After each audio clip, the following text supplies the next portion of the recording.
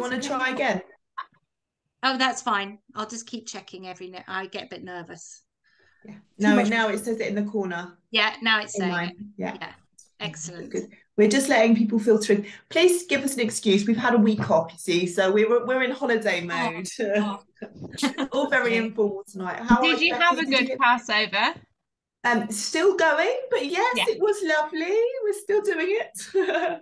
I Oh, just knew my calendar told me that it started um on what I would call Monday, Thursday. So I was like, well, it must yeah. be going on. But Yeah, no, It's that's why quite. we changed the when. Well, that's why we took our break then, because Wednesday Yeah. evenings when we brought it in. So yeah. I love this. This is like an interfaith meeting as well. Oh, we have all sorts. Well, it's I also love quite interesting because for the first time, I think in 30 years, you've had Easter, Passover, and Ramadan all at the Ramadan. same time. Yes. I was Yeah. I very do feel excited a to bit find. sorry for the Muslims though, because the rest of us have finished our penance, but they're still going. Yeah, no, a good friend of mine is still going. Yeah. Yeah. So Oh, yeah. Right. Yes, very So lovely. I think what we'll do is I think we'll make a start. There was more people signed up, but I'm sure that they will trickle in after work. Hi, Janine. And as Miriam has really nicely explained, we will have this up on our YouTube channel. And Tony, I know I'm behind, but I'm on it. Now I have technical support, aka my children. And they promised to help me to upload them quicker than I've been doing. So I will get on it and then we'll have them all up. And so if you don't manage to catch this live, then you can always catch up. And that's what we hope to do, is build up our resources of of the evenings so that other people can watch them. I will just go through some of the ground rules, as we say, just to recognise that there are people here that communicate in different ways, that have different opinions, different thoughts, and different experiences. And we're trying to value everybody's experiences, their thoughts, and their opinions. And we try to give people equal airtime so that everybody has a chance to have their say if they want to, should they want to. Happy to have your cameras off, but if you want to show us your lovely faces, it's always lovely to put names to faces, but I understand that's difficult for some people, so that's absolutely fine too. If I think that Angela is going to give a little bit of a talk and then take questions afterwards. If you want to pop some questions in the chat while we're going, that's also absolutely fine. Miriam is usually brilliant at picking up those questions if you don't want to ask them yourself. And if you need any help with your communication, then please let us know either on the chat or privately, and we can help you as we go. And I think that is about everything. And with that, I'm going to hand over to Miriam, who is going to do a brilliant introduction. Oh, thank you. I'm going to try and remember how to spotlight myself, and then I'll I. do it. It's fine. Oh, can you do that? I can do Amazing. it. Yeah. There we go. Excellent. Oh, thank you. So hello everyone, and welcome to this evening, which is our first session on getting work to work, of our midweek matters topic. And I'm really excited to have join us this evening Angela Matthews from the British Business Disability Forum. And I'm just going to give you a little bit of information around Angela, just as a way of introduction, and then I'm going to hand over to her. So Angela joined the Business Disability Forum in 2013 and within the consultancy and advice team. And she's now head of policy and research. Some of the areas that she's been involved in around prior to that was diversity and equality management in education and the public sector. And she has been an HR specialist in disability in the workplace adjustments, disability related employee casework, and equalities data management since then, before then. She holds an academic qualification at postgrad level in legal and human rights philosophies, discrimination and human rights law.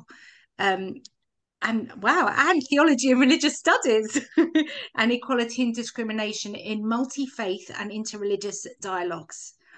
Um, there's so much more to say about Angela, but I'm going to hand over to her to share with us some of the work that goes on at the Business Disability Forum, and and here to share with us the world of work from our point of view. Thank you very much. Thank you, Miriam, and thank you everyone for inviting me to your meeting tonight. You can tell, as Miriam said, some of my degrees are in religious studies, which is why I was so interested that we've got some Ramadan, some Passover, and some Easter celebrations in the room. I just think that's wonderful. I'm not going to be talking about religion tonight, though. I am going to be talking a little bit about work, how we prepare ourselves for work, and what helps us be whole at work. What is good work to us? Now, I'm saying us, and forgive me for that. Let me just explain that I don't have cerebral palsy. I have other conditions. I've had a couple of strokes. I was born with a liver condition, which is PKU. So while I don't have any experience myself of cerebral palsy, I may have things in common with some of you, which are, for example, needing adjustments at work, which change as your condition changes, whether that's changing within a week or because your body feels different just within a week, or just as part of getting older. Also navigating the personal independence payment system and the social care system as well, the health and NHS system as well. These are all really daily experiences for me. So I wanted to be clear that I'm speaking as someone who doesn't have cerebral palsy. My job is to research disabled people's lives. And so what I'm going to be speaking to you about tonight is some insights from some of my recent conversations and research projects. And although I am head of policy and research with conditions myself, my research is based on what other people with a range of conditions have said. Now, although people that I'll be talking to you about, some of them do have cerebral palsy, not all of them do. So I just wanted to make that really clear before I start talking. I also have autism, so I'm not very good at following chat while I'm speaking. Also, I'm really distracted by things I find interesting. So what I've got at the moment is Naomi's beautiful scarf, which I love a lot. And if I see anything interesting in the chat, I'll just go off and think about that. Equally, if a pet jumps up on your lap, you won't be able to get me back. So forgive me, I'm just stuck in the slides and I'm just going to focus on that. But afterwards, I would really love to take any questions and just hear your thoughts as well. So I will be speaking for around sort of 25 minutes, half an hour or so, and then it will be over to you. We'll go through the chat and I'm really happy to hear from you. So I hope that's okay. And if you give me a moment, because I'm not that tech savvy either, just so that I can share my screen. I actually had a screen with Ramadan beads on it and crosses and some multi-faith memorabilia on it because of the time of year.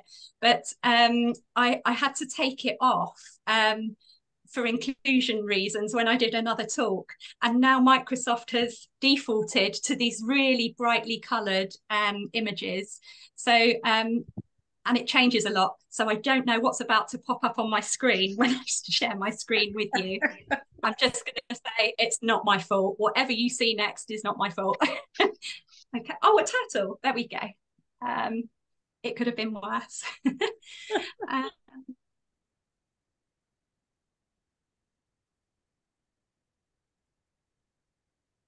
Okay, so if you can see the turtle, I guess you can see what I'm doing at the moment. Can someone holler at me for a second? I can see some nods. Lovely. Okay, so when we're thinking about work, what I hear a lot is that it's not just about, okay, I'm going to go and look for a job. And when I'm talking about looking for a job, a lot of people are coming from different places. Sometimes they haven't had a job before because they haven't, and they might be any age at all. Or they might have just come from education or university. They might also have been in a job and now they want to change. And that can throw up just as many barriers as looking for a job for the very first time. So these are some of the things that people have told me about just even really recently. As I said before, some people in this group that I've been of comments do include people with cerebral palsy, but not all of them. One of the big things that comes up increasingly and just has not moved off of the agenda is the role of transport. So 2 people with CP said, I am slower to move around. This person, they live outside of London, and they told me about just the change of pace when they come in from Surrey, I think it was Surrey, one of those 2 S words, into London, and they noticed the difference in pace. She explained to me, everyone wants to move past me really, really quickly as soon as I come out of the station. And it takes a few moments for me to adjust that. And I have this moment where I just need to get my balance. I feel I've got it, but then I need to get walking again. And she said, I'm just slower. And she talks about the different paces for when she starts her journey to work to where she has to continue it when she gets off of the train in a different city. And someone else said their experience of London is there's less space to walk just because there are so many people. This guy spoke about him needing more space to walk because, in his words, his legs go out to the side. And it was really interesting. And there are a couple of projects going on to review the accessibility of transport in the City of London at the moment. And these things are really interesting because generally when policymakers are reviewing transport infrastructure, they are looking at stuff we build. They're not looking at behaviours so much, and they're not looking at space availability, which people with neurological conditions and cerebral palsy say is so important for getting around. People also told me that, you know, generally when looking for a job, you need to make sure the door-to-door journey is accessible. And sometimes that means travelling up to an hour and a half or 2 hours more per day, more than non-disabled people, just to be in the workplace alongside someone else. Another thing that comes up, Miriam and Emma and I were just talking earlier about a meeting we were involved in together, and I think that was in around 2021.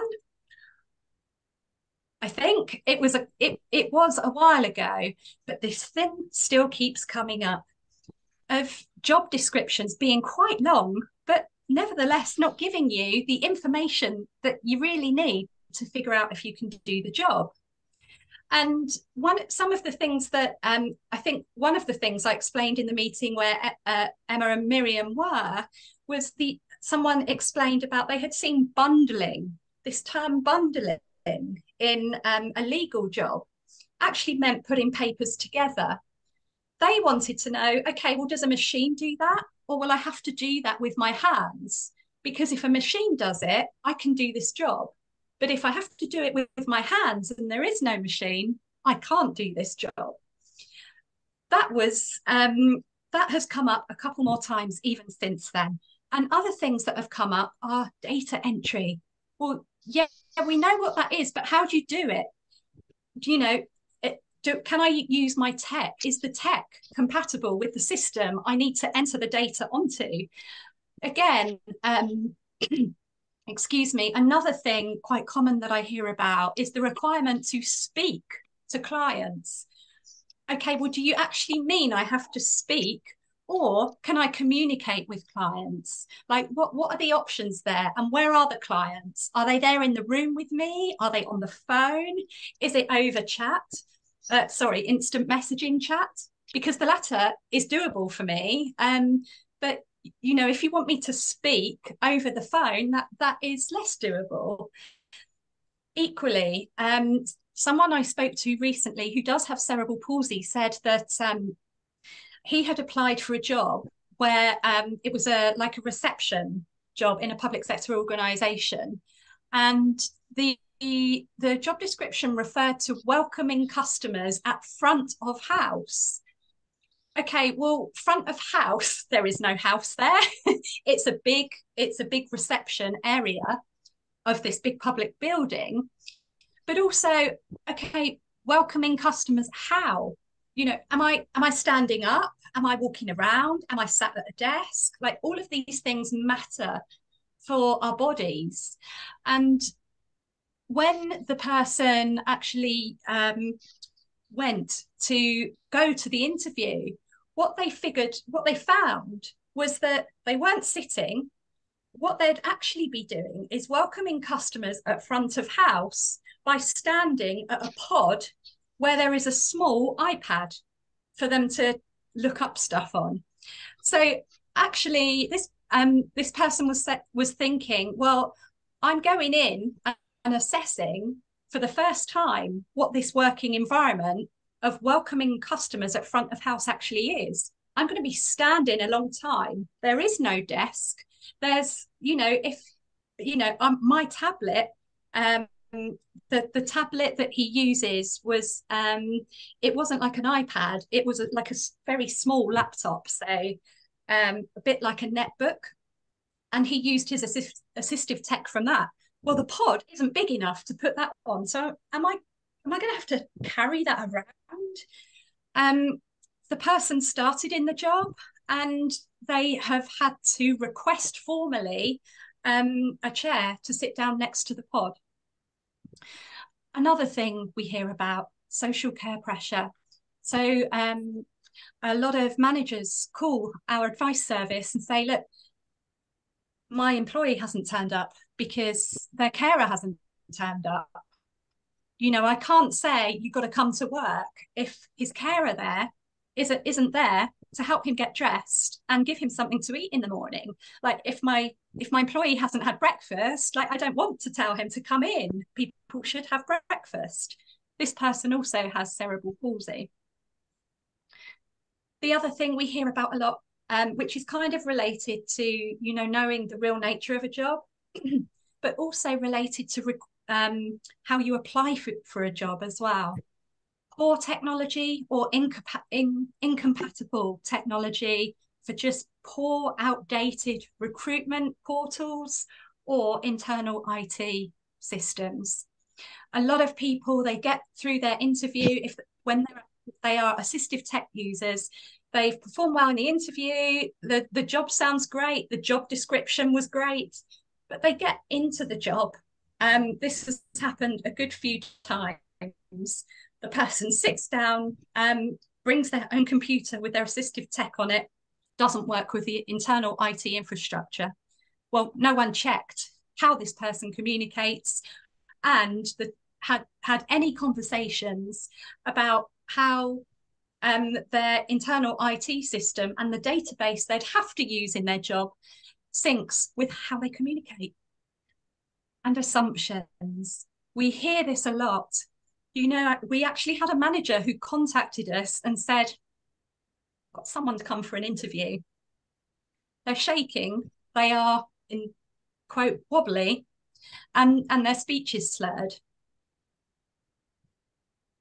Okay. And, you know, this person is in the other room waiting to be interviewed and the manager's called me. You know, what do I do about that? And the assumption was this person had turned up drunk to an interview. The person wasn't drunk.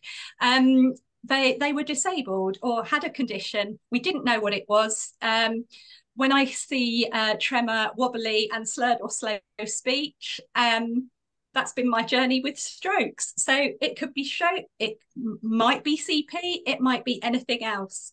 But the assumption was someone's turned up drunk. The other thing that I'm researching at the moment, we've got amazing, talented people going to university, getting amazingly high quality degrees, coming out really confident with the degree they've got, the knowledge they've got, and for many of them coming out with a 2-1 or a first class degree. Then they go into their job thinking that they will be able to use the adjustments they had at university in their job. The university hasn't told them that their job won't be like university. They won't be able to use the same adjustments at work as in university. And neither has the employer during the recruitment stage or interview had any discussions about, okay, tell me about your degree. How did you do that? You know, how do you work? This is what it will be like here.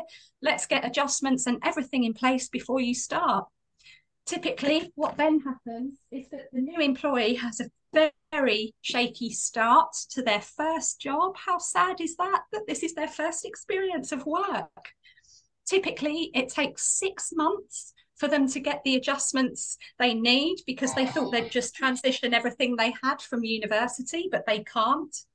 Eventually, in some circumstances, that new employee with an amazing degree either goes off sick because they are stressed or because their morale is so damaged that this isn't what they expected from the world of work.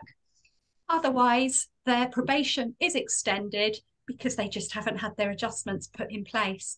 Within their first year of work, they are really behind their non-disabled peers. Progression and development. So a lot of employers now are particularly interested in moving all of their employees onwards, developing them, getting them qualified. Part of it is part of sort of a social mobility agenda. And for others, it's just equipping their current staff with the skills to have in their workforce to make their business sustainable and skills ready for whatever the future of business, science and tech is. So yes, here you go. We very much fund a degree for you.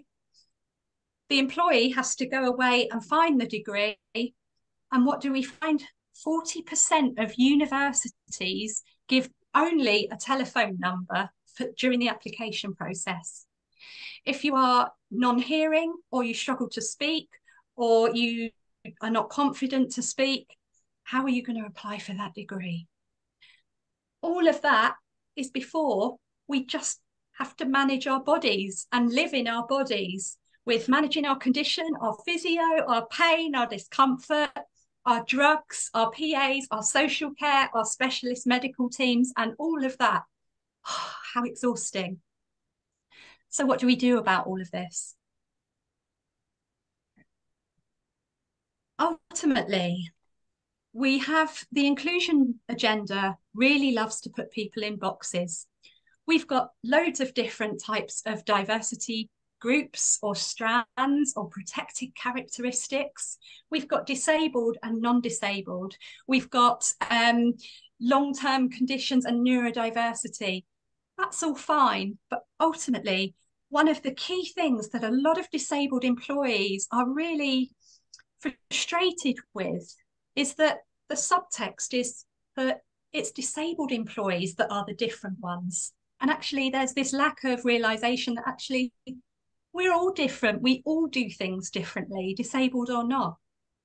So what a lot of employers that BDF is working with are wanting to do is say, well, hey, look, workplace adjustments are effectively supposed to make things easier for disabled employees. If it makes things easier for disabled employees, why wouldn't we make things easier for all employees? So a lot of our members are looking at how they could open up their workplace adjustments process for anyone to say, I just want to work in this way just because that's better for me. Now, there are pros and cons of doing that. But this thing, this sort of driving kind of value beneath it is that everyone is different. And the thing that addresses why that we are all different is if we just allow everyone to work, communicate, get to work, and do work in the way that suits them. Now, since 2019, I've been working on a survey called the Great Big Workplace Adjustment Survey. I've just collected the data for the latest survey, and I'm just having a great time with loads of coffee and blocking out phone calls and everything to write up what 2,000 disabled people have told me. So these statistics I'm about to tell you are from the last survey, which was 2019 to 2020. And I'm just getting the updated figures now. But what we found was that most employees, this is disabled employees, so forget about, you know, let's do this for everyone, because everyone deserves to work in the way they want to. This is disabled employees. Most disabled employees don't have what they need in terms of adjustments. 60%. 25% of disabled employees wait over a year to get their adjustments. And 8% were actually waiting for over 2 years. The other really interesting thing I continue to find in the data is that reasonable adjustments, though, on their own, don't make work inclusive for disabled people. And I thought, hang on, this is a legal requirement that's supposed to remove barriers. What's going on there? When I looked into it more, I found 19%, just 19% of disabled employees said adjustments removed all barriers for them at work. And when I looked at those responses, what they were saying is that workplace adjustments is very, very specific. The role of adjustments is to remove difficulties for a specific individual in a specific job. What it doesn't do is look at all of the stuff that goes on outside of that person's specific job. People's behaviour, bullying, those microaggressions, the nasty little comments, the behaviour and reception of managers when you tell them you have a disability or need adjustments, the physically getting to the building, the journey to work, how leaders talk about disability, how leaders talk about your specific condition. All of these things are not touched by individual workplace adjustments, but they are so crucial to our experience of work. And the other thing I found leading on from that is when disabled employees had a really bad experience of getting what they needed in terms of workplace adjustments, it made them doubt the authenticity of the whole wider diversity and inclusion agenda. That meant if employers are saying, yeah, we're really committed to disability inclusion, but disabled employees didn't get what they needed, they started to think, well, you know, how much are they really committed to gender inclusion, sexual orientation, religious and faith, and race and ethnicity inclusion? Then it made them start doubting the whole wider inclusion agenda. This stuff is really important, because what I then found is that it's taking so long and it's so hard to get what you need that it's actually preventing movement in the labour market. Now, that's of interest and really, really critical to policymakers. What it means to us in our lives is that it's taken us so long to get what we need that when we get it, disabled people gave me these phrases: you get a job, keep it, and don't move. Someone else said, you get your adjustments and you sit tight. Someone else said, when you get your adjustments, keep your head down and don't change anything. It took people so long to get what they needed in their job that they were actually advising other people in their disability network, not just to not ask for adjustments, but to not even change anything or apply for a promotion, even think about moving from your current job. That's all depressing, isn't it? What happens when we get what we need? 60% of disabled employees, when they got their adjustments, said they enjoy their job more. And this is beautiful, because work, I mean, I don't meet many people who said, yeah, I really want to work for a living. I'll be honest, I'm 41 and I'm looking to how I can retire. I also do the lottery twice a week. You know, BDF is great. I love my job, but it's a great job if I have to work at all. I would rather not. I've got things in life I'd love to do. I would be quite busy without work. I'm happy not to work. This is about our quality of life and fulfilling ourselves to just enjoy your job, the thing you spend most of your week doing. And when disabled employees get what they want, 60% enjoy their job more. That for me is the crux. 80% are more productive in their job. 80% do their job better.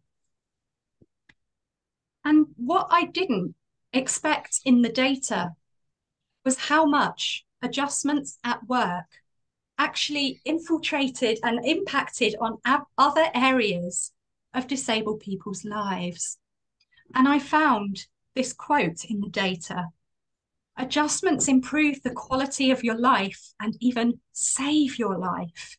And I looked into this more, and what I found were people saying when they can enjoy their job more, when they can be more productive at work, that makes them feel more confident. They get a new energy, and that filters through their social relationships, their intimate relationships, where and how they make friends. Other people said, I got tech from work and I used it in my personal life, and that meant I could go and join, okay, this doesn't sound amazing to me, but chess club.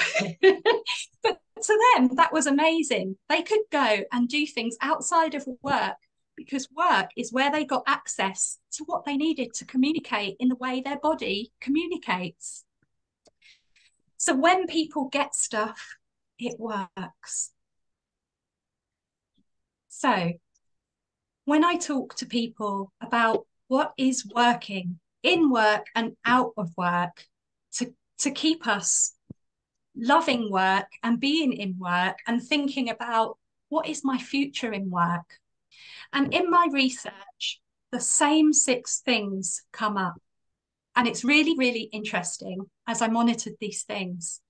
And I'd be really interested when I eventually stop talking to hear what you think of these and if they resonate with you. So as I said, these are the 6 things that keep coming up in people who have not just got jobs, but have progressed. So, for example, changed their job or got promoted and they moved jobs as well. Really interesting because it's not all work related. Firstly, they have a network of good social relationships. So it might be a partner, might be a family, it might be friends. A lot of people I spoke to were single and had a close group of besties that they did things with, that they went out with, that they could confide in, and that they were themselves in.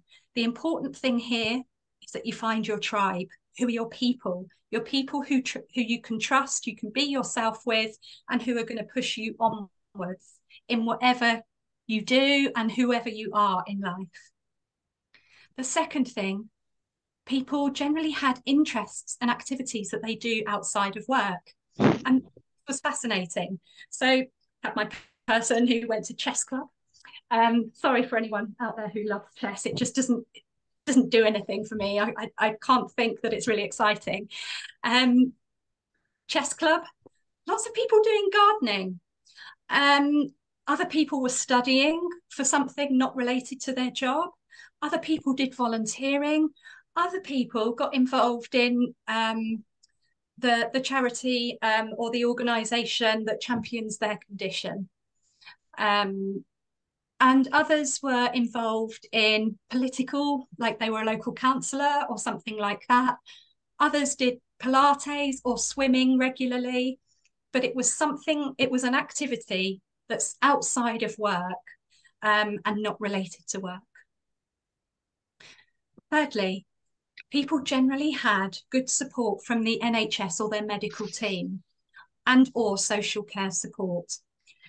Now, what was really important here within this one is that people kept in touch with their medical and or social care team.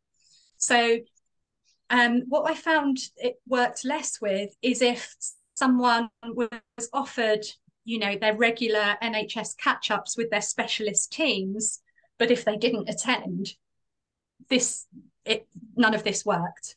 So what was really important is that there's NHS and specialist support for your specific condition, and you engage with it as well. So you take them up on it and you engage with it and you do it.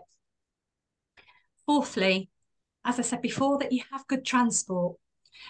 This is really important, not just transport to work, but transport to see your network of social relationships, transports to get to chess club, transport to get to your NHS or social care appointments. And that might be, and it was really interesting because good transport was interpreted as either Motability or that you had an accessible journey from wherever you are to where you wanted to go. Really interesting. Something else, I told you I could chat. I'm just checking on the time.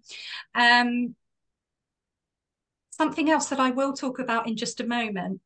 Fifthly, that this term forthright keeps coming up in my research. People saying they have to be forthright with what they want and what they need, and they have to be able to communicate what it is they need and from who. Here, the word confident wasn't used, but that's kind of what I interpret when I see this. It's kind of the confidence to say, I need this, can you arrange that for me, please? Whether that's adjustments from a manager, whether that's you're at a train station and you need a ramp, or you need to find out where the lift is. It's that forthrightness to say, yep, this is my body, this is how it works, this is what I need, can you go and arrange that for me, please? Thank you very much. And lastly, what you communicate that you need to your employer is actually provided. So you actually get the adjustments you need. So back to that forthrightness and what underpins all of those things. Think about some of the things that I've discussed and told you about already. Some of the key thing that underpins a lot of that is communication. And within this, let's think about the manager and employee relationship for a moment. So as well as researching disabled people's lives, I bug their managers as well. I want to know from both perspectives what's working and what's not. Managers generally tell me they are busy. They are so busy. They're overworked, they're stressed, and they're trying to manage so many inclusion and data related. They are also. I'm sorry, there's yeah, so okay, I'm going to sort it. Okay, no problem. Thanks, Emma. Managers said they are hit with guidance after guidance, information over information about how to talk to disabled people. Wow, we're really scary, aren't we? Our managers actually need guidance about how to talk to us. Are we okay with that? Managers said it's overwhelming. There's information about everything. And the general solution to something not working is, oh, let's give them some more training and some more guidance. That'll be great. That's just what they need. But the stuff that fills our advice team each day from employers, we hear this term, this phrase each day. I have an employee with a disability and I'm about to do their first one-to-one with them. Give me the words I need to say. Or, my employee has just been diagnosed with cancer. What words should I say? Or, my employee with cerebral palsy is struggling to find a PA. What words do I say? Now, this is really interesting. It's not how do I do that meeting. It's not, what do I need to cover? It's specific. Give me the specific words to say. And then from employees, they're thinking, I need to be forthright. I need to be saying what I need my manager to know. And one employee said to me recently, I needed to be forthright with my manager, and I didn't have that, and I learnt it really late in my career. So managers told us that they feel they need permission not to be an expert in disability before they speak to a disabled person. Well, this is music to their ears, because in the data I found in many places, disabled employees saying, we don't need more doctors, thank you. Have enough of them. And one person said, I don't need my manager to be a doctor. I just need them to listen and to go and find the answer. And that was really interesting, because when I spoke to a manager, they said, you know, I'm so scared of not knowing the answer to what my disabled employee asks me.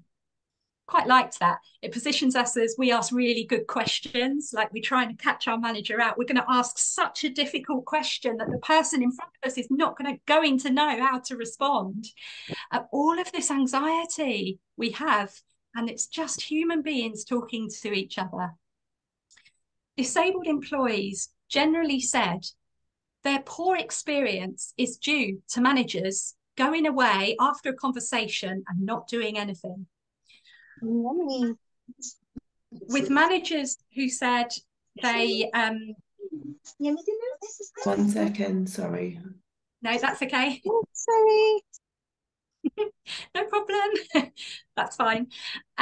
Told you I was easily distracted. Sorry about that. So when employees who had managers who said, I am really sorry, I don't know the answer to that, but I will go away and find out. And when they did go away and come back with the answer, employees gave them really good feedback. So it's this thing that employees didn't need their managers to know everything on the spot straight away. They just needed managers who were going to do things and sort out the problem, even if they had to go away and find out the answer. So I said to a group of employees and a group of managers, okay, well, given this, like I'm hearing, you know, we don't want to talk to each other and we're scared of talking to each other. What's the perfect question? You need adjustments, the manager needs to ask, you know, what do you want to hear? And what both groups actually said was, well, we need to find out what's difficult and how we can help. Well, that's it. It's that simple. And so employees said, actually, if my manager said, what are you finding difficult and how can I help? I'd think that's really kind, and I'd know what they are asking as well. There's no legal jargon. There's no reasonable adjustments. There's no sort of anxiety. It's just, what are you finding difficult and how can I help? That I'm kind of okay with that. And then I asked managers and they said, oh, does that cover everything? What about the Equality Act? What about, do I need to know if the person actually is disabled? Does that cover everything? Well, yeah. What's the barrier? You need to know the barrier and how to remove it. What are you finding difficult? How can I help? It was so funny. I saw a manager go, oh, we're overcomplicating talking to each other, particularly when the topic is disability related. How sad is that? But this gives us as disabled people something we can proactively do. We can take control. If we know what our managers actually need to know is what we find difficult and what we can and what would help, if we think about that question before we speak to our managers, we can take control.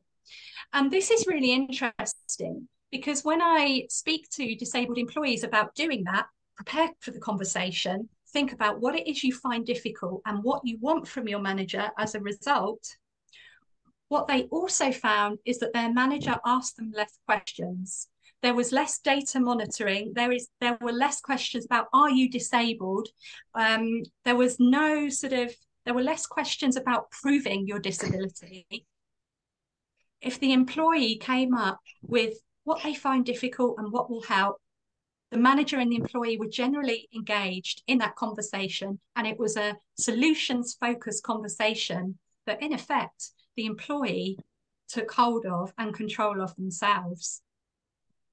And I think the other really helpful thing to think about is when you're preparing for the conversation with a manager, think about how, where, and when you want that conversation.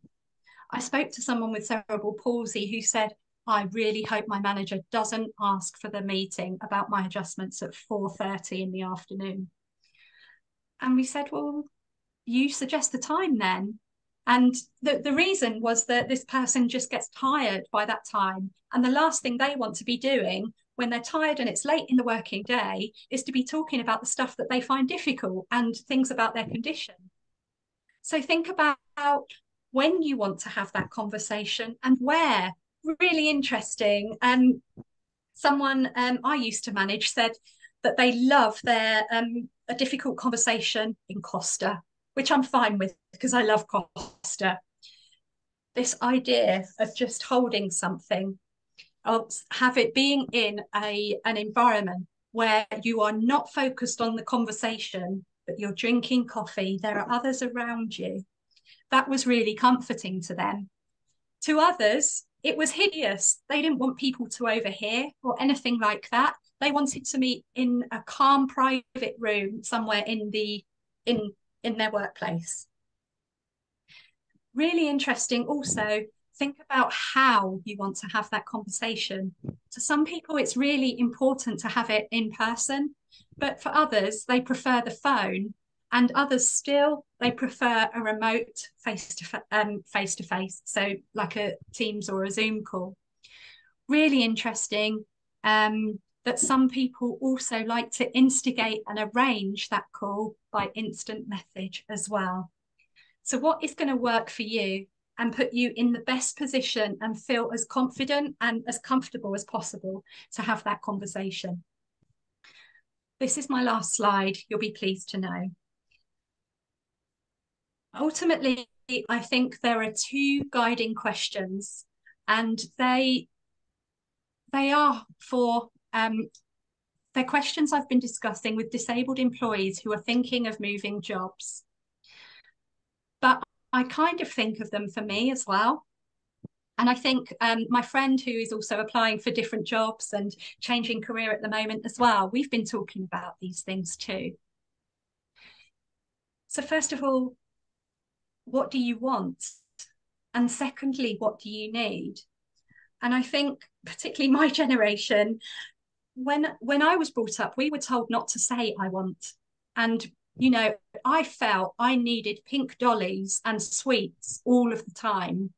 And so I was constantly told, Angie, that's not what you need. And I, of course, disagreed with that.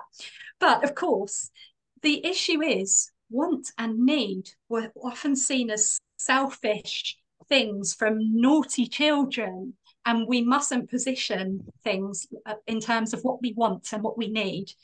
That was kind of seen as sort of disruptive and stubborn. But actually, these are such important questions for having mobility, autonomy, and control, and just direction over our lives. So what do you want? When you think about work, imagine your ideal job and imagine what it looks like. Think about, what are you doing? What is the environment like? Who is around you? How do you get there? That transport thing. You don't want to get to work and be exhausted. What are you doing? You don't want to fill your day doing things that are going to make your body uncomfortable. You want to fill your day with things that you like doing and are good at. And importantly, how do you feel when you are there? Do you feel calm? Are you someone who likes the stress of the bus? Do you want something fast-paced? Think about all of those things, and then think about, what is work for me, given all of those things? And secondly, what do you need? What do you need to get there, to get that ideal job with all of those conditions, your perfect environment, the people around you, getting there, what you're doing, and how you feel when you're doing it? What do you need to get there? Identify the people. Back to those 6 things, the first things was social relationships, the people who back you up, who push you onward, who love you and value you as you are. Who are those people? So They are colleagues as well as in your non-work life. Who are those people? What do you need from them? Who are the people who are going to push you onward as you're trying to get what you need? It's a good manager, it's a good friend, it might be a good mentor, or that medical consultant who is tweaking your medication or altering your physio plan. What additional skills or knowledge do you need or to improve? And how do you need to change how you manage your condition to get there as a result? They're some of the things that disabled employees tell me that they help take control of the direction of their working lives. And I think they're really interesting questions that we should think about ongoingly in terms of, okay, I'm here and I'm in work, but is it really working for me? I'll stop sharing, but I think ultimately, work is difficult when you have a disability or condition. As we said in our first few slides, there is so much to think about before we even get on the train or in our car or on the tube to work in the morning. And the key thing or emotion and value I hear from disabled employees, particularly over the last year, I don't know if it's got something to do with emerging from a pandemic, I'm not sure. The word I keep hearing is disabled employees are seeking more kindness in their working lives and in their non-working lives. So what is a kind environment for your body? What are kind working relationships? If you are in a place that's not kind, leave. Whether it's a relationship, a workplace, social relationship, a medical person, seek kindness for your body. And when you're looking alongside, what is my ideal job and how do I get there? Think about, is this the kindest ambition I have for myself as well? And that's what some of the disabled employees I'm working with right now are seeking, more kindness in their working ambitions for themselves. I told you I could talk, but I will stop now and over to you. Any questions or any thoughts on anything I've said? Thank you for listening to me, though. Can I go there? Thank you very much, Angela. That was fantastic and giving me lots and lots of food for thought, which is what you did last time we met you. So thank you very much. Can I ask a question? Yeah, just 1 minute, Courtney. I'm just going to Sorry. find you and I can spotlight you so that everybody can hear you. I Okay. was just going to say, I think I'm going to put that on my in my wall in my office. Seek kindness. I'm just going to find Courtney so that everyone can hear you a little bit better. Hello. And then you can ask your question. There we go.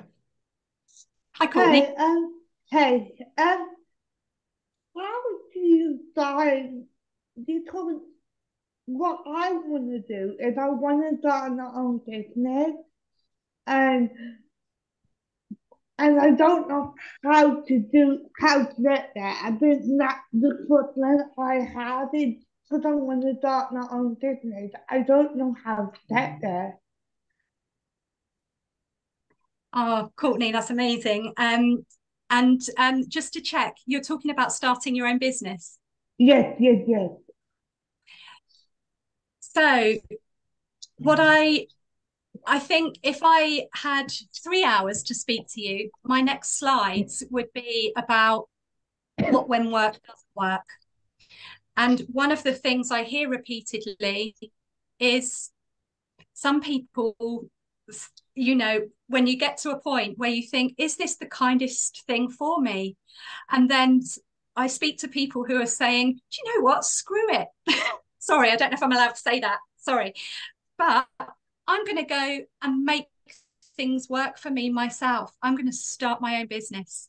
And at the moment, you're in an amazing time to think about this, Courtney, because there are amazing disabled entrepreneurs who are thinking about the same thing right now.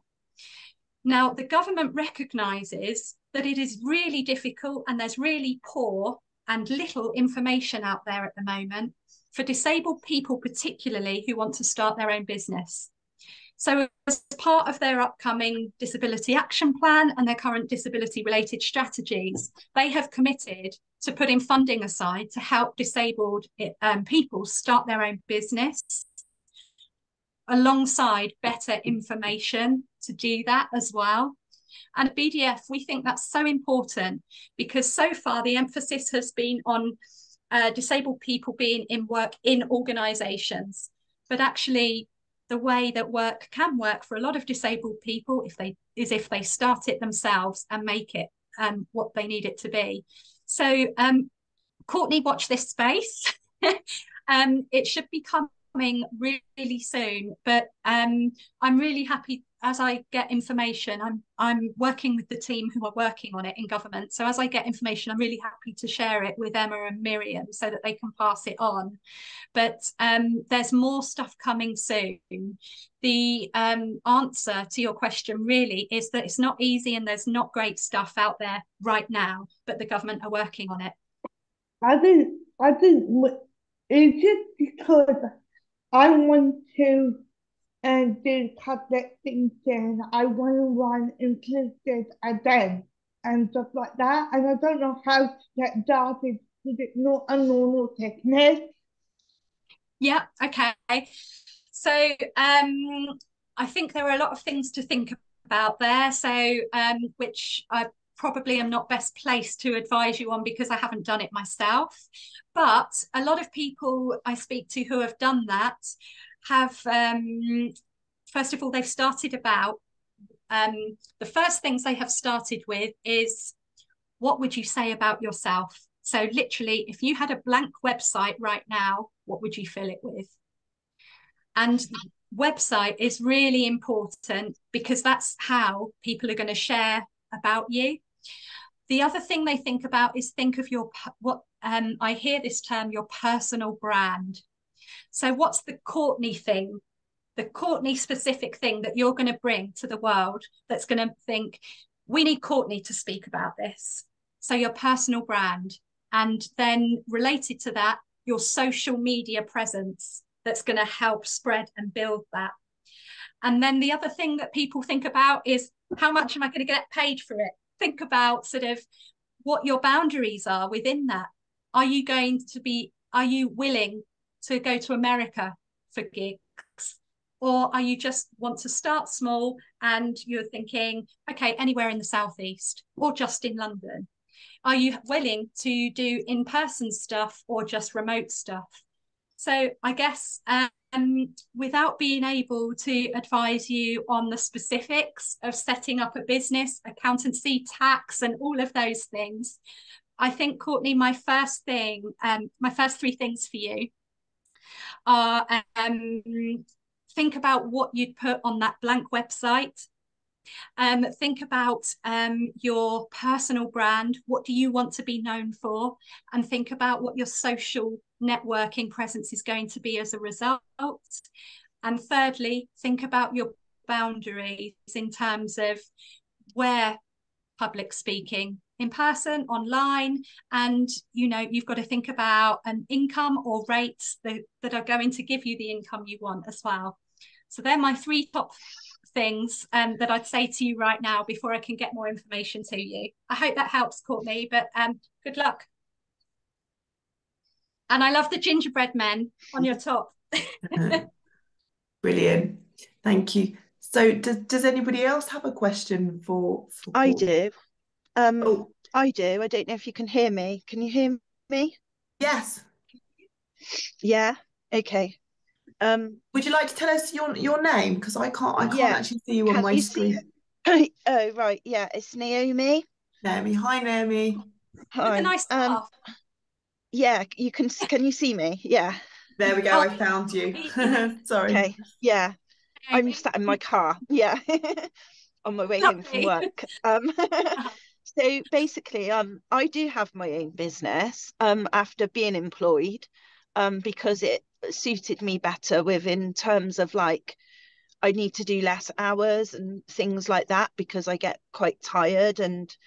But the one thing I wondered, so I'm a counsellor, and so I see clients, you know, I usually do about 3 or 4 a day, like twice a week. So I don't do many. I would like to do more, but I just get too exhausted. But the one thing I wondered, is there any like funding towards like equipment or anything like that? Because I get quite like I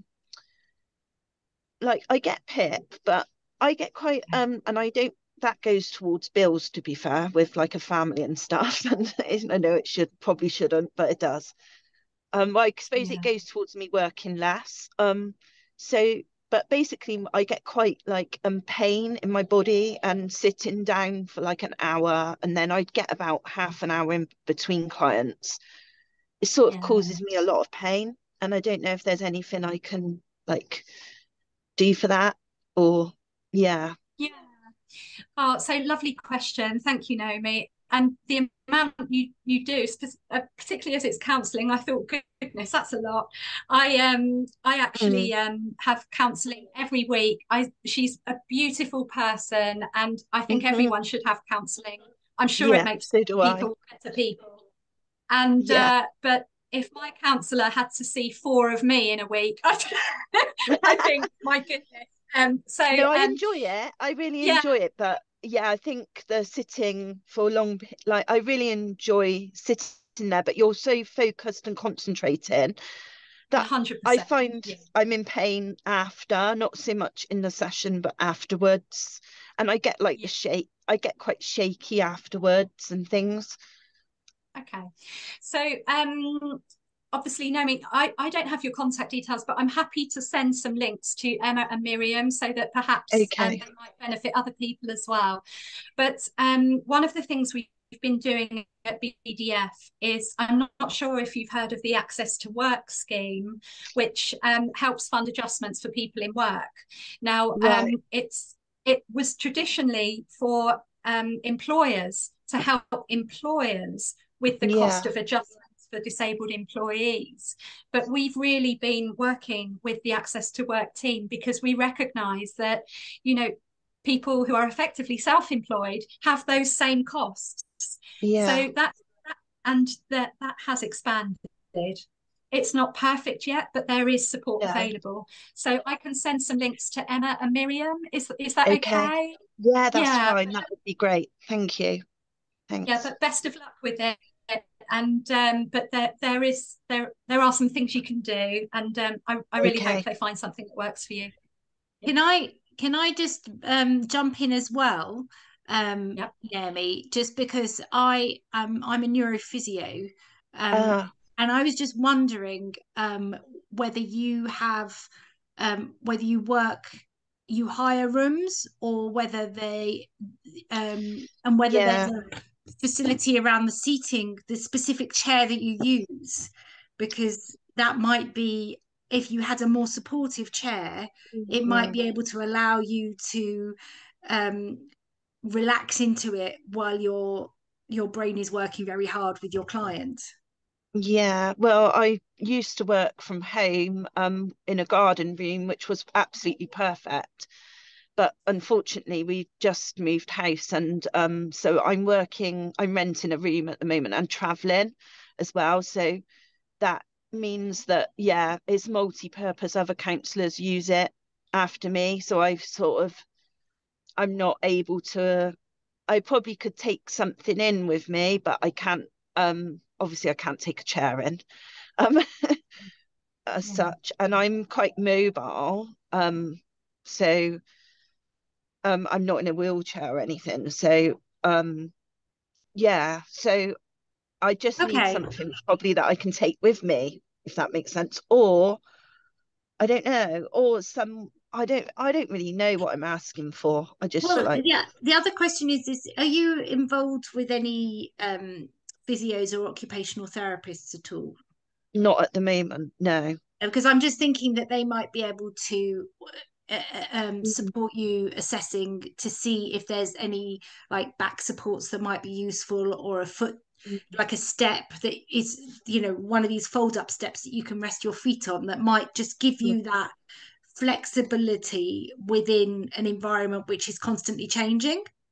So that was just that was my other thought. and probably, yeah, could And do I'm with. gonna butt in slightly, just having been in your situation as a mobile speech and language therapist, and Yeah, not of being able to course. have a chair in a particular room, but there were Yeah. cushions and pillows.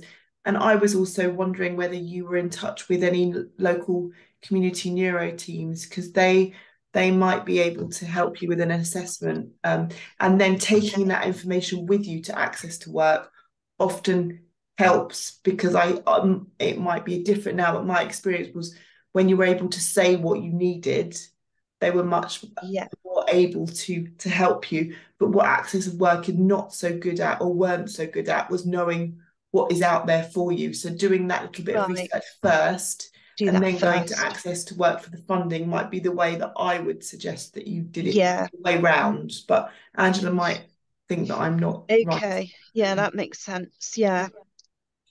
I think Yeah. what Sarah said is really, really helpful. And I think, as I said during my slides, I think whatever the situation, you know your body best. So the more information you can give, whether it's a manager, an Access to Work assessor, or whoever, is Okay. I think is always going to work in your favour. So I think that's wise advice from Sarah as well. Yeah.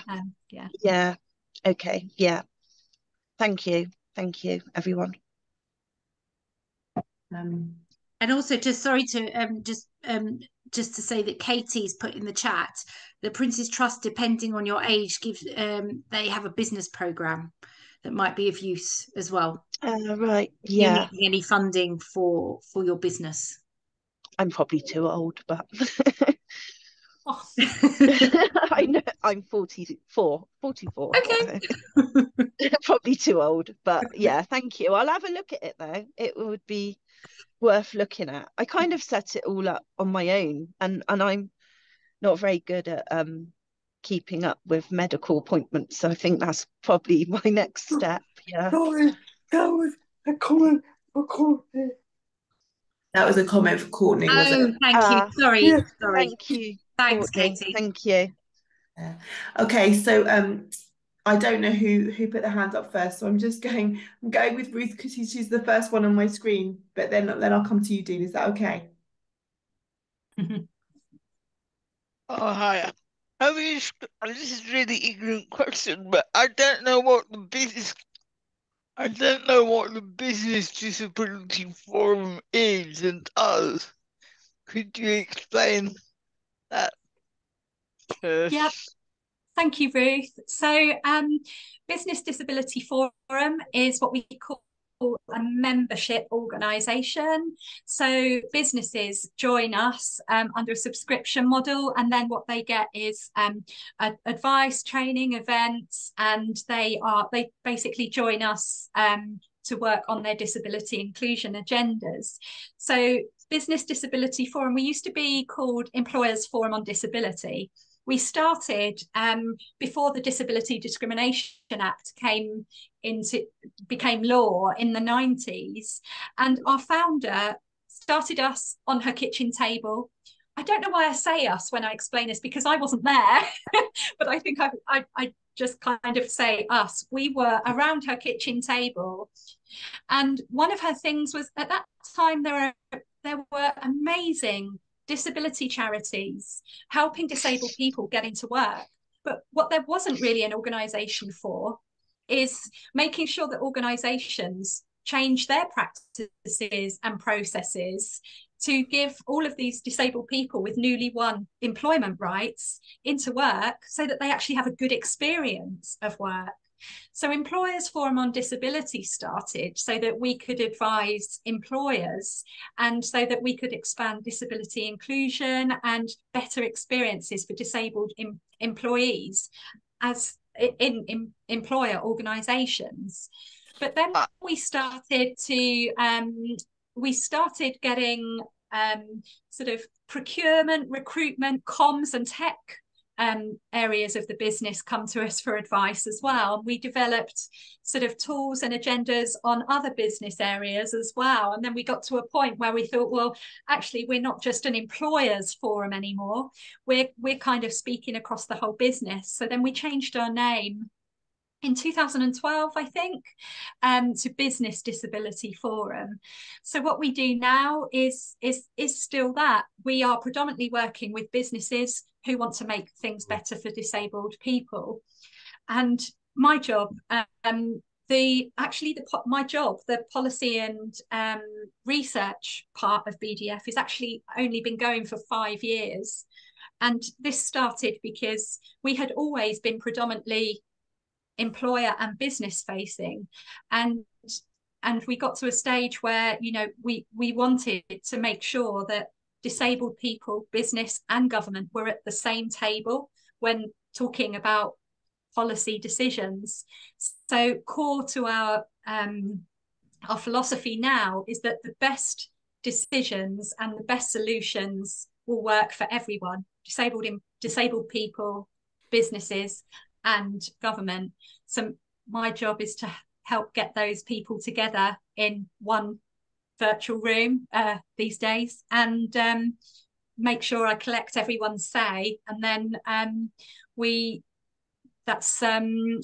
try and work with the government to improve policies, with disabled people to ensure their voice is actually at the heart of the policies we're working on.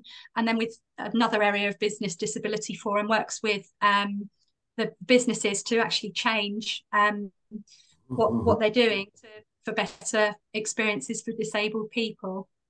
That's what BDF does.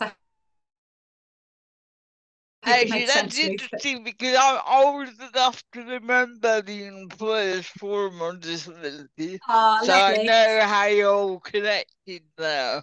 Great, thank you, Ruth. That's lovely. Thank you, Ruth. Dean, I'm just going to find you and put a spotlight, and you can ask your question. Oh. Hi, Dean. Oh, you're on mute, Dean. I'm on mute again. Yeah. I did want to say something, but I also saw Tony's hand go up, and I only came in at 7 o'clock. So if Tony go for it. I promised I'd come to you next, so I'll find Tony in a second if he does want to say something. Oh, so don't feel bad. Keep going. Shall I carry on? Yeah. Okay. Yeah. I just wanted to say about the thing when I looked on your chart, when I looked on your chart, and it said something like, when you're working, you know, you find out like different things as well. You also find out about so different things that are going on in the working environment, and you make connections as well with people when you're working.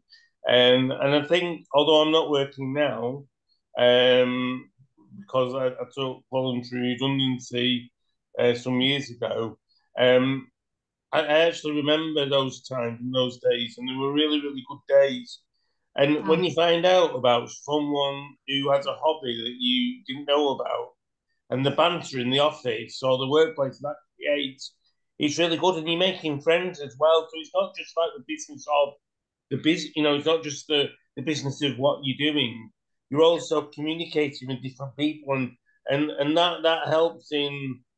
And that can help out you actually in your work. You know, it can, you know, so for example, if I saw, say, a person and, oh yeah, I like the way that, you know, that was, you know, I'd like to talk to them about such and such a thing. It creates all sorts of different opportunities. Also, when I joined the civil service, we obviously worked for DW. I did work for DWP, and we had which is a public organisation and has more resources than it has a lot of resources. And one of the things that I got when I started in 1993 was a booklet, and it had its own society called the Health and Social Security Recreation Association, HASRA for short. And there was lots of clubs that you could join as well. And there's also that opportunity. Say now, I mean, I don't know if there's opportunities within sort of like other public organisations like local authorities or the NHS or other areas of the civil service. But it's what I'm trying to say is work isn't just about going to work. And I think you've highlighted that and I think on your comment finally, and on your comment about being forthright, I think, or from your research, when you said that people use that phrase, I think you'll find that they've had to be. I used to have to be forthright, like the fact when I did my kneeing in 2010, and my boss wanted to get me back to work, and he said, "Well, how about if I picked you up and put you over my back and carried you into the office that way?" And you've got to be. And I said, "Yeah, but," I said, "what about other things like what?" Because I couldn't walk, couldn't weight bear on my foot. I said, "Well, what about the calls of nature and so? And what about if the fire alarm goes off?" And then he went, "Oh yeah, I never thought about that." So I know it's a bit extreme, but he did actually say that. We joked about it. We joke, don't be. Think about if you're off ill. Think sensibly about whether it's right for you to go back to work, and have those that have a conversation with your line manager and about, because they'll know what works well in the office and what doesn't work well and what will work well, and you'll know from your own experience who will be the people who can help you and so forth. And that's all basically I wanted to say, really, the point I wanted to say. And it was very interesting what you had to say, Angela. Thanks very much. And you've touched on so many important points there. And I think one of the things that the government has been working on as a result of so many disabled people not being in work is the loneliness agenda, for the reasons you're saying. And that Dean's raising really important points, because what research by the government, so the Office for National Statistics, shows is that disabled people in work, making sort of having daily connections, report lower levels of loneliness. Really interesting that when they ask about it, to go back to the conversations we were having before I started my slides earlier this evening, one of the other key things that a lot of people who don't get lonely have in their life is a religious community, a church, synagogue, mosque that they usually go to. And it's these connections, it's these places that you regularly go to that give you these social interactions. So the government have introduced this loneliness agenda because of so many disabled people not being in work and not able to make those connections because they're not in those environments. And exactly as you said, Dean, I was just going to say. Sorry. I don't need to interrupt. Sorry, I'm sorry. Sorry, it's quite dark here, wasn't it? There you go. I think the question I had is, I always wonder, it's right that they wanted that disabled people into work to help with loneliness, but what are they doing for people who cannot work due to their impairment? What are they providing for that sort of loneliness? Because the thing is, day centres are only for people with intellectual disabilities and all the elderly. I'm sorry, that don't you expect people who cannot work due to their impairment to go to a day centre where they're not getting intellectually met, or be like the younger person there? Yeah. Again, cool. I'm sorry, I don't know if I spoke over you. No, it's fine. You go. Okay. I was just going to say. I just want to raise that point because I did it so many times that it's great that the government wants to help disabled people into work, that actually not every disabled person is able to work. Yeah. I think the other important thing that Courtney's raised, Courtney's making me think of is one of the things that BDF have been saying in terms of the loneliness agenda is, how do you make a loneliness agenda inclusive, like properly inclusive to people with a wide range of conditions and disabilities?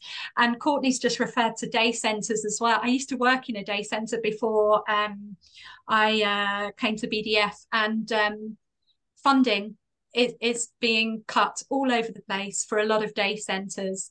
And this is really crucial because for a lot of for many disabled people, day centres is where they access the internet. It's where they apply for jobs. It's where they apply for learning courses and go into chat rooms and use social media. So all of these things are connected. I'll stop talking there because I know there are other questions and you know what I'm like already. Tony, we just wanted to check with you whether you wanted to say something. Thank you for asking who the BDF were, and I realised that her employer, I think her employer is a member of the BDF, and although I'm employed by CGI, which is my memory, and rejoined in 2009, and the BDF have been, when I was involved in Alpha, the BDF were helping us look at disability within the organisation. But I haven't had very much contact with my employees for about 7 years or so. So I don't really know what's been going on. I think the greatest challenge for our company, like most companies, is to put in a adjustments process in a workplace adjustments process into place, because that is a very challenging thing, and it does open up so much. Okay, as you demonstrated, as you described, open up so much for so many people. And I know that when I was involved in the Buttons 2012, Lloyds Bank was the employer everyone looked to, because I had a very good process, and we were trying to take that and build on that. But it's very difficult. It is very difficult. It is a very difficult problem, unfortunately, or it does seem to be. I agree. I didn't catch, Tony. Are you at that organisation now, or have you left? I've been on sick leave for nearly 15 years now, so my health hasn't been very good. But I stopped working full time in 2008, and I was working part time. And one of the things I was doing was setting up a disability network for the organisation. And then someone took it over for me, who you probably know very well. So, but I still haven't had much contact for several years. Oh, okay. Two really quick things in what Tony's saying. So a workplace adjustments process is really so critical for the experience of not just disabled employees, but also the managers who have to live that process and follow it. And I think some of the tendency I see among employers is, oh, a process, it's just a chart. But actually, processes are about humans. And processes is really an experience. And I think what a lot of employers feel is that, okay, we're going to implement a workplace adjustments process, and don't realise just how much work it is.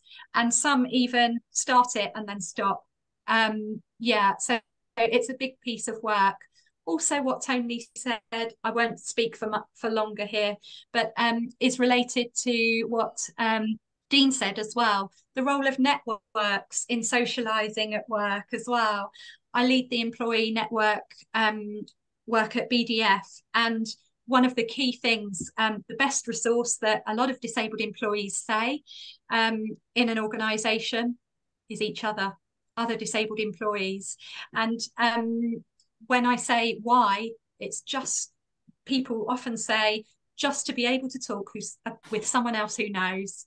And the role of networks really has flourished in recent years. So really important point. I think I said this on another corner.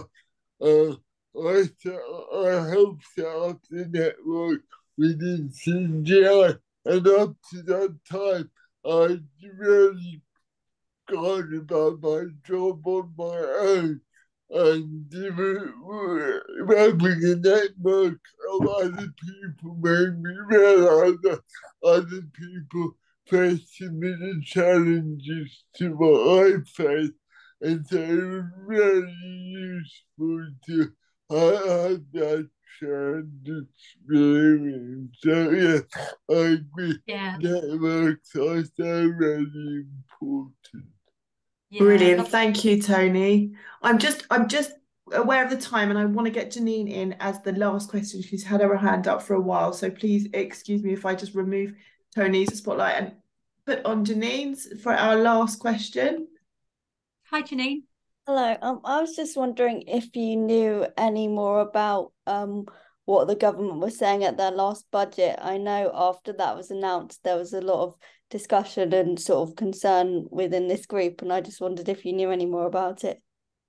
Lovely. So budget day was an interesting one, because on the same day we had a white paper as well. So I could speak about for hours on that. So as we've only got a few minutes, was there a particular part, Janine, that you were interested in? Well, I think that there was just worry on this group. I mean, anyone else can chip in if I'm getting this wrong, but that they were kind of worried about how the government was going to go about that. I mean, they don't always have the best track record of doing things, and potentially might force people into things that they're not able to do. Yeah. And do you mean benefits related stuff? Sorry, Yeah. Janine. Yeah, I guess I'm thinking along those lines. Yeah, so I think the main thing there, in the limited time we have now, is first of all, to implement those changes, the government needs legislation, and introducing legislation takes years. So there is time. Now you could think, oh, thank goodness it's not happening yet, or that's just a lot of time to be anxious. I think the key thing that will need to happen next is there will need to be a lot of ongoing consultation with disabled people and people who are affected by these changes. So, and it's not just something that the government might do, they have to do it. So there will be a lot more coming out about it this year and next year as well. As I said, also, it will take a long time to change. They're my general comments without having time to go in deeper. But I can send you, I can send Emma and Miriam BDF's responses to that budget and white paper if that's helpful. But I am conscious of the amount of anxiety that day caused for a lot of people. I think, you know, if they do it well and right, it could be a really positive thing, because, you know, 100%. A lot of us would like to get into work. Yeah. But, you know, it's not that simple as you've been talking about tonight. And yeah. You're completely right. It's that I think I'm generally quite a grumpy, negative person, but if I'm being optimistic about this, there is an opportunity and time to get this right. And I think you're completely right, Janine. It's if it's done well and effectively it could potentially be a great change for many people. So I think you're spot on. And I don't want to put Angela on the spot, but perhaps at some other point we can invite Angela on to talk about that subject. There's so many brilliant things that she can cover that perhaps we could think about that for another session, another time. Then you can go into more detail. But on that note, I just wanted to say a really, really, really big thank you for coming this evening. I think it's been really highly valuable and something that's given us lots of food for thought. I'm just going to ask Miriam before we finish this evening just to let us know a little bit about what's coming up in the next couple of weeks. Absolutely, it would be my complete pleasure. So we have next week, we have got a community chat, which is a really useful opportunity to digest some of the fantastically fascinating things that Angela's been exploring with us this evening, and for us maybe to share our own experiences and queries and questions that we'd still like to explore a bit more. And then the following week on the 26th, we have from Scope, one of the employment advisors, together with Richard Luke, who's joining us, who will be joining us to explore other aspects that around getting work to work. So very much looking forward to seeing you all next week for the community chat, and then the following week for our second speaker session of the month. Please feel free to follow the link in our social media to sign up through Eventbrite, and look forward to having a nice rest of your evening. Thank you. And also to thank Angela again, just to echo Emma and say what a fabulous start to the month, and for your fascinating and informative information sharing tonight. Thank you for inviting me, and thank you for staying awake and for your lovely questions. Well done, all of you. Thank you. It's been a pleasure to be with you all. So thank you very much.